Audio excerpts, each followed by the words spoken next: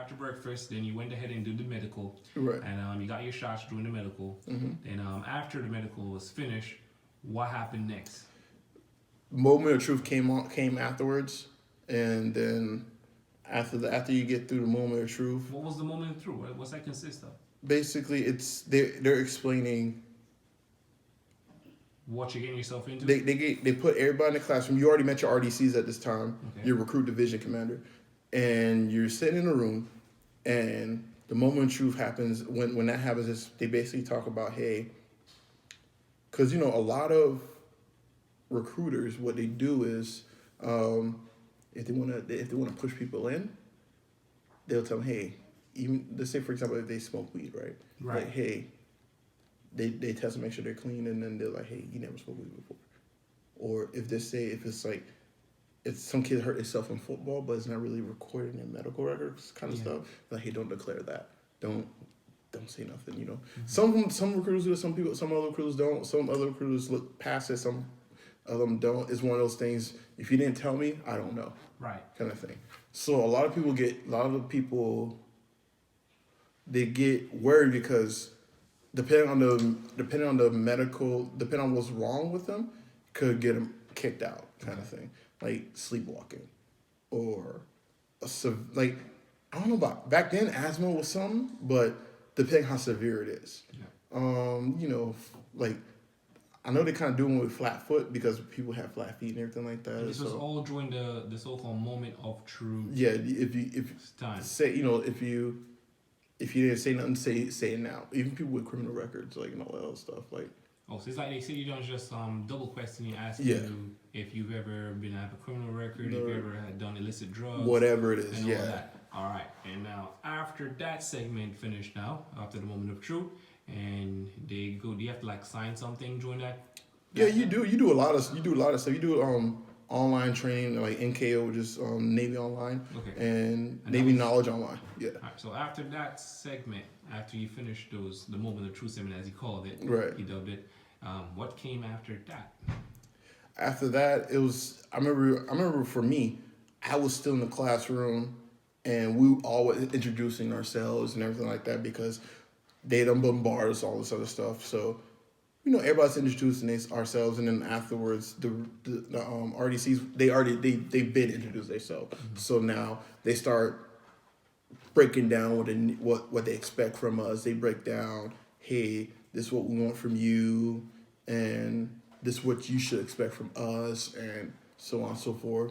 They say we have an open door policy, but it's not really open. The door's kind of cracked, so it depends. Don't come to them with any little thing. And then they give everybody their assignments. Like, we have an RPOC, which is like, he's the head honcho of the recruits. Okay. We have a AROC, which is a lot of times the AROC would he's the second in command, and the Master at Arms, which is like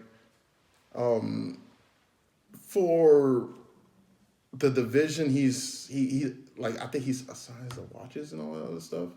I don't remember that. I wasn't any of those at the time. The head PO, which he cleans the bathroom, laundry PO, he does the laundry and everything like that. So it's stuff like they start assigning tasks to everybody.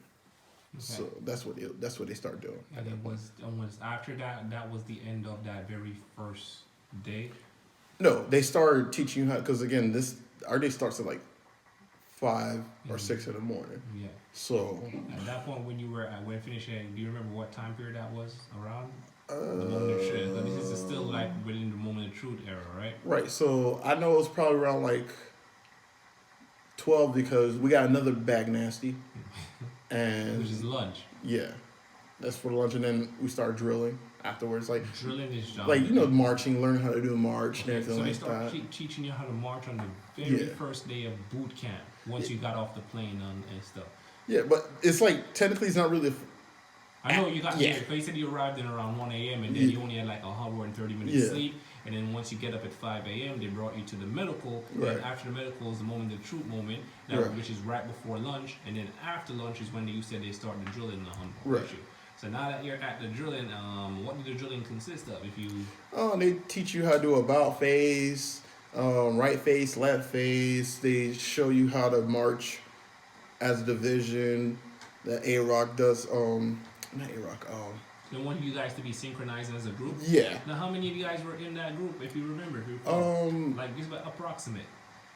In my division, I think it was like 30 something people, 30 close to 40 people. Okay. And I was in the all male division because certain shifts has a female and male division. Yeah.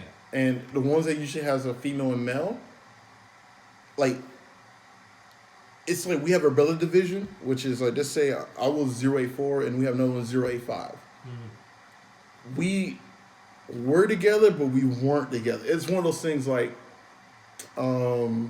if it's like just say if it's a male and female, if it's a co-ed kind of division, the females, just say from 084, the females will sleep across the way. Mm-hmm. Both divisions will be together and sleep across the way, and both male divisions will sleep on their side also. So it's kind of like that. They break it apart like that. But I was in an all male division, so my whole division slept in that one barrack. And that one back. Yeah. After, because the drilling was just you learning what the march was. You didn't do any physical training as yet. Not yet. Not yet. And once the drilling segment was finished, do you remember what came afterwards?